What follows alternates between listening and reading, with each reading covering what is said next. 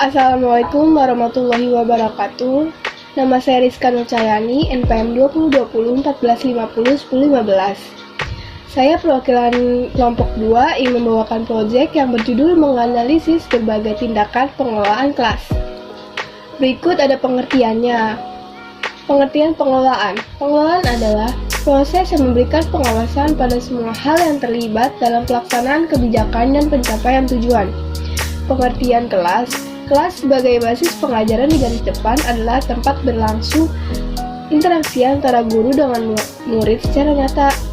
Interaksi ini bermuatan pendidikan apabila guru merancang interaksinya secara pedagogis dapat dipertanggungjawabkan.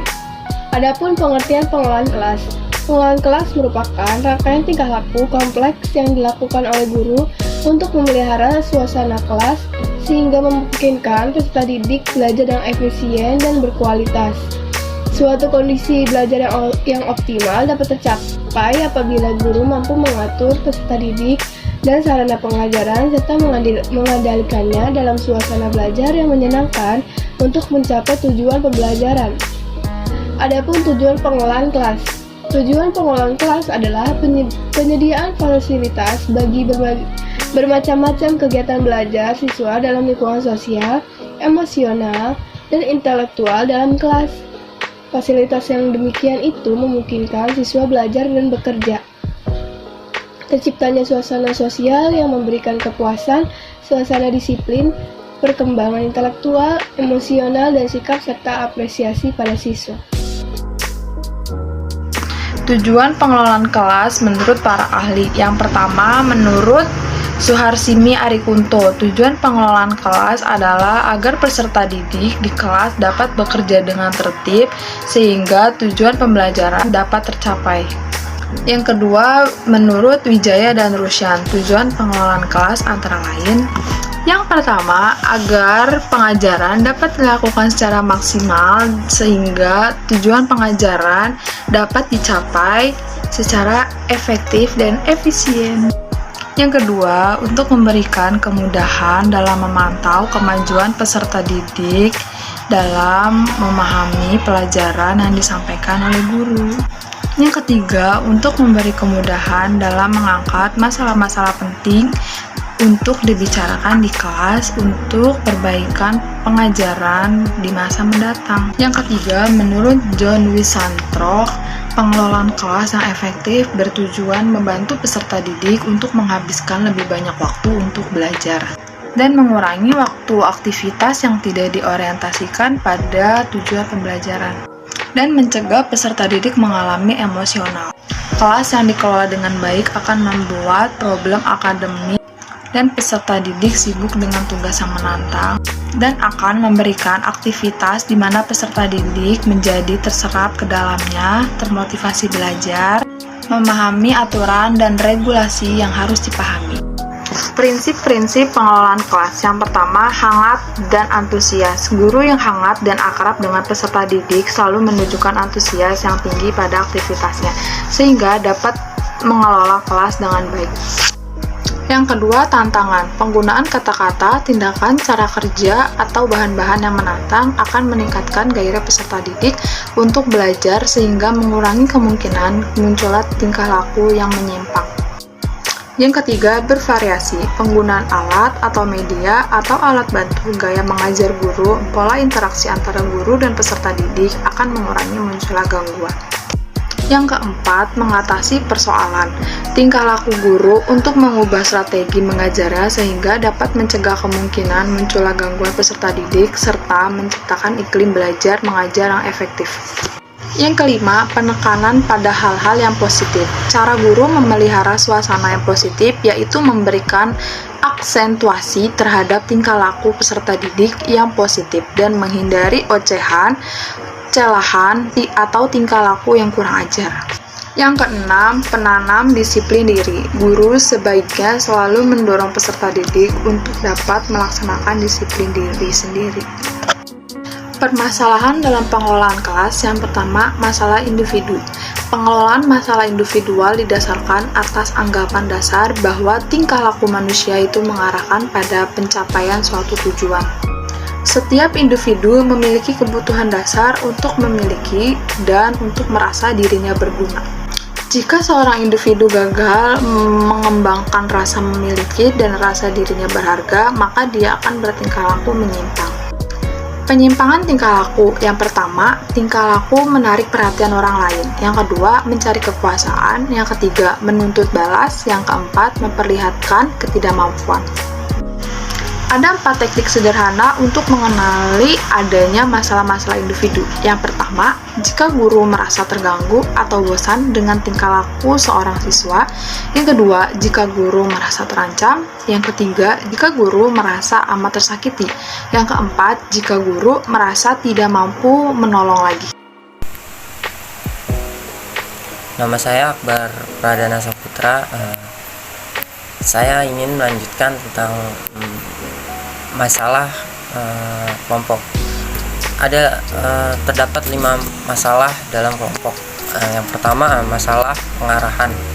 Di waktu merencanakan, melaksanakan, dan mengevaluasi proses belajar mengajar, kebanyakan guru kurang memiliki keterampilan dalam 1. Berorientasi kepada tujuan pembelajaran. 2. Mengkomunikasikan tujuan pembelajaran kepada siswa. Yang ketiga, menyesuaikan tujuan pembelajaran dengan kemampuan dan kebutuhan siswa. Masalah pengarahan ini mengakibatkan secara jelas terhadap tujuan pembelajaran materi tersebut. Mereka tidak dapat kepuasan dalam menerima pembelajaran siswa, menyadari bahwa tujuan pembelajaran yang diberikan guru tidak relevan dengan kebutuhannya, tidak bermakna bagi kehidupannya di kemudian hari. Yang kedua, ada masalah evaluasi dan penelitian. Guru dalam tugasnya yaitu untuk merancang, melaksanakan evaluasi dan menemukan masalah-masalah. Yaitu 1. Guru dalam menyusun kriteria keberhasilan tidak jelas. Yang kedua, prosedur keberhasilan tidak jelas. Yang ketiga, guru tidak melakukan prinsip-prinsip evaluasi yang efisien dan efektif. Mereka tidak mengerti arti angka-angka yang diterimanya. Guru juga tidak mengetahui apakah muridnya sudah mempelajari materi pembelajaran yang diberikan atau belum. Guru tidak mengerti bahwa pada siswa sudah ada perubahan tingkah laku dari adanya pengaruh pembelajaran yang diberikan.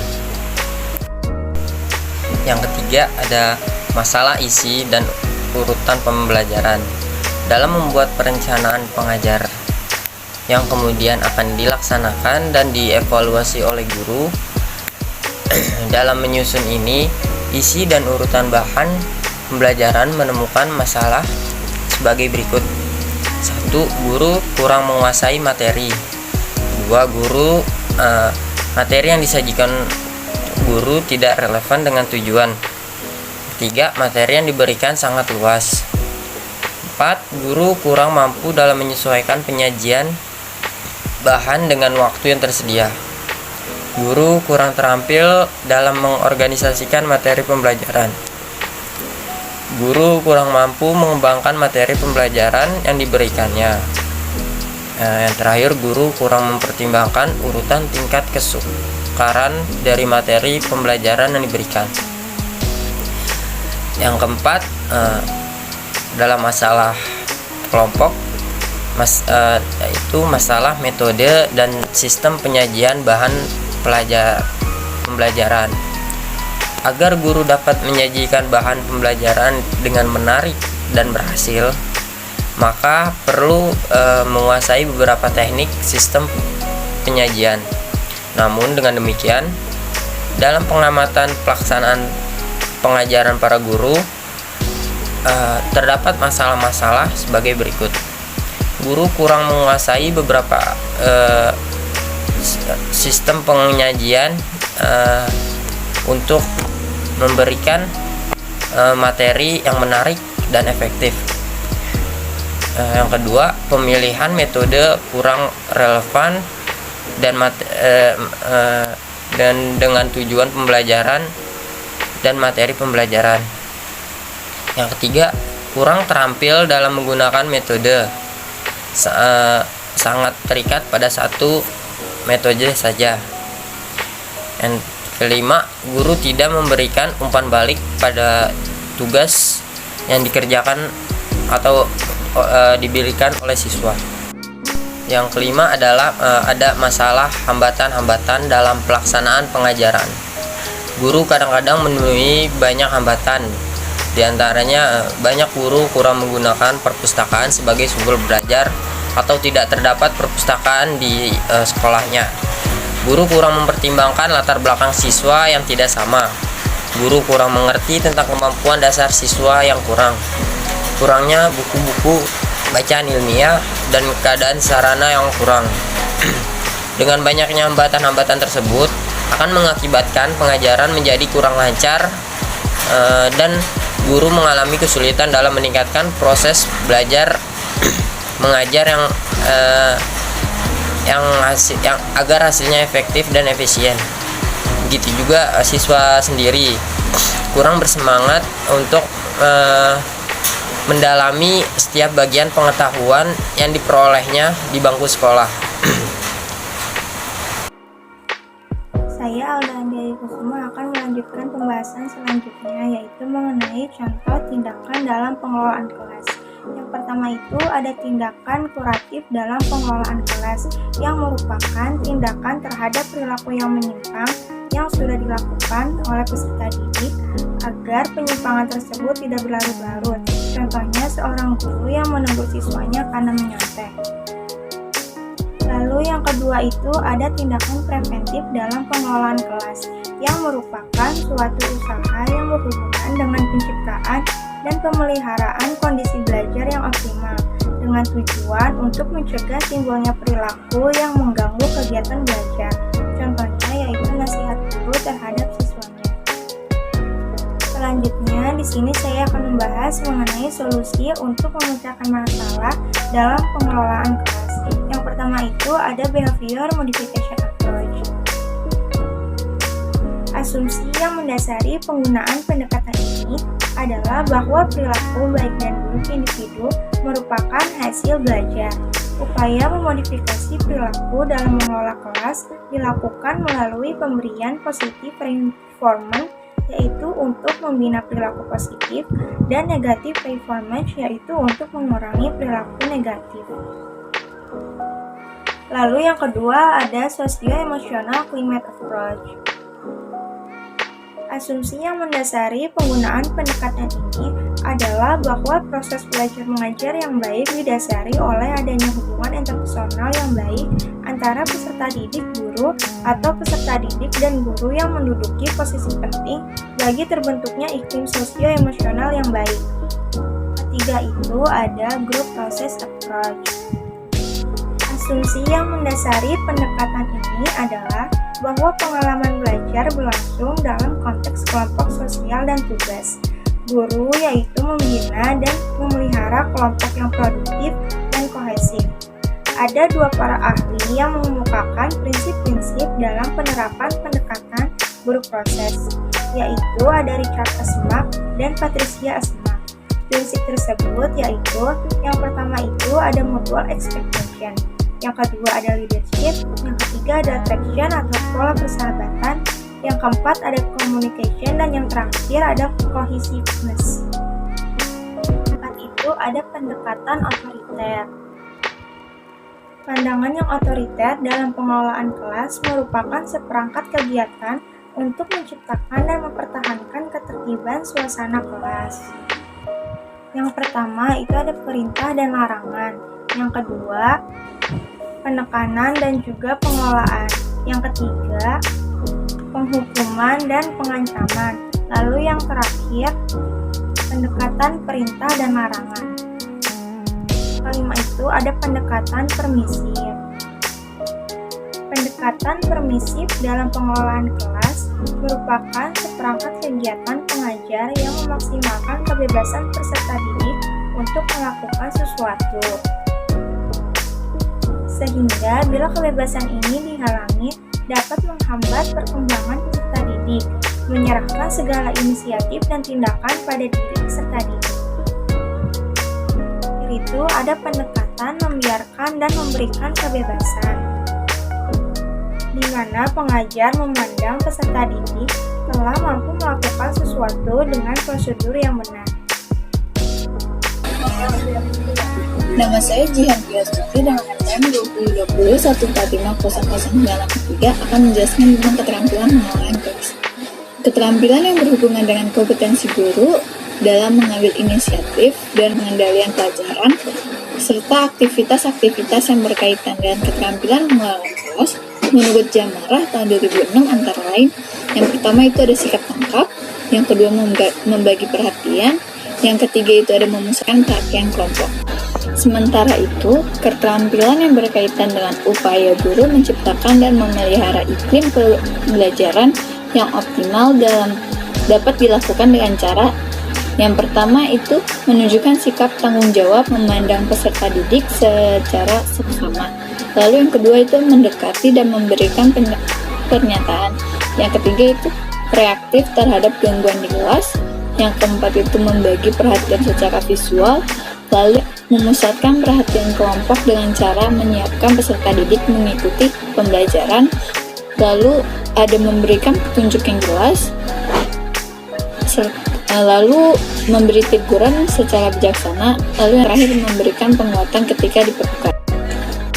Adapun keterampilan yang berhubungan dengan pengendalian kondisi belajar yang optimal yaitu sebagai berikut. Yang pertama, modifikasi perilaku, yaitu mengajar perilaku yang baru dengan contoh dan pembiasaan, meningkatkan perilaku yang baik melalui penguatan, mengurangi perilaku buruk dengan hukuman. Lalu yang kedua itu ada pengelolaan kelas dengan cara peningkatan kerjasama dan keterlibatan, menangani konflik, dan memperkecil masalah yang timbul. Lalu yang ketiga itu ada menemukan perilaku yang menimbulkan masalah, yaitu pengabdian yang direncanakan, campur tangan dengan isyarat, mengawasi secara ketat, mengakui perasaan negatif peserta didik, mendorong peserta didik untuk mengungkapkan perasaannya, menunjukkan benda-benda yang dapat mengganggu konsentrasi, menyusun kembali program belajar, dan menghilangkan ketegangan dengan humor. Lalu materi selanjutnya itu implementasi pengelolaan proses belajar mengajar. Jamarah mengungkapkan tugas dan peran guru dalam implementasi pengelolaan proses belajar mengajar mengikuti yang pertama itu ada perencanaan, yaitu menetapkan apa yang akan, kapan, dan bagaimana cara melakukannya. Lalu yang kedua itu ada pengorganisasian, yaitu menyediakan fasilitas, perlengkapan tenaga kerja, menyusun kerangka dalam pelaksanaan rencana melalui proses penetapan kerja untuk menyelesaikannya. Lalu yang ketiga itu ada pengarahan, yaitu menyusun kerangka waktu dan biaya secara terperinci. Lalu yang keempat itu ada pengawasan, mengevaluasi pelaksanaan kegiatan. Demikian penjelasan dari kelompok kami, kurang lebihnya mohon maaf. Wassalamualaikum warahmatullahi wabarakatuh.